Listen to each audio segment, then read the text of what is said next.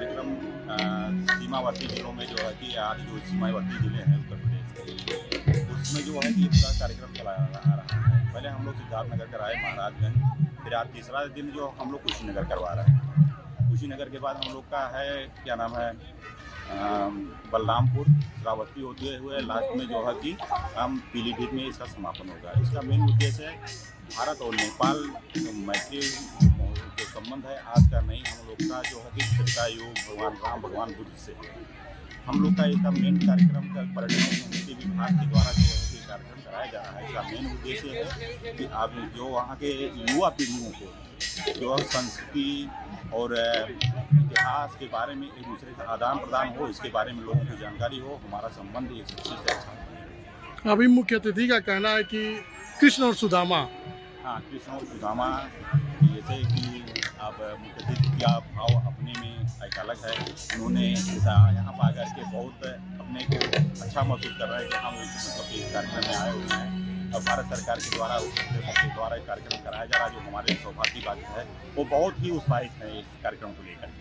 Thank you जी का इस ऐतिहासिक स्वर्ण महोत्सव है ऐसा दिन जो कि हम गर्व करने लायक है, शब्द से बयान नहीं कर सकते हैं, क्योंकि हमारा जो संस्कृति सभ्यता कल्चरल सारे ऐसे जुड़े हैं, रोटी बेटी का संबंध है जो कि हम अलग चाहे के भी नहीं हो सकते हैं, इसमें शब्द से बयान नहीं कर सकते। विशेष करके हमारा सीमा से ही नहीं, हमारा जो संस्कृति है, खान पान, रहन सहन सारा है। तो इसमें हमारा जो वैदिक सनातन पूर्वीय दर्शन जो हमारा कहता है वसुधैव कुटुम्बकम, हम हमारा विचार विश्व को एक परिवार मानते हैं। भारत के लिए एक हिंदू राष्ट्र के लिए रूप में जो है 80 से 90% करीब नेपाल में हिंदू है। मतलब अभी हिंदू राष्ट्र नहीं है परंतु फिर भी हिंदू राष्ट्र ही रूप में है। इस कारण नेपाल कैसा है, किसका गुलाम नहीं हुआ। और दूसरी बात क्या है कि इसमें नेपाल में संभावना ज़्यादा है।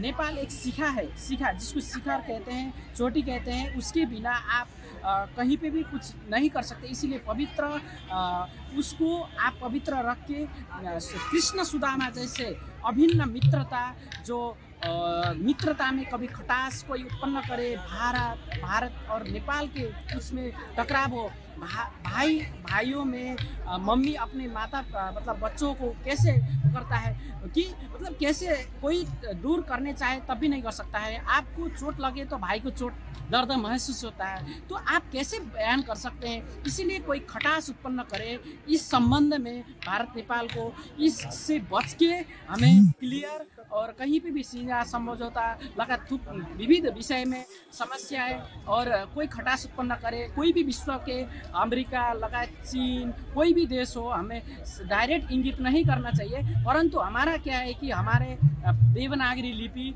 पूर्वी दर्शन से सारे चीज़ से जुड़े होने के कारण हम एक ही हैं, इसमें क्लियर होना चाहिए हमें।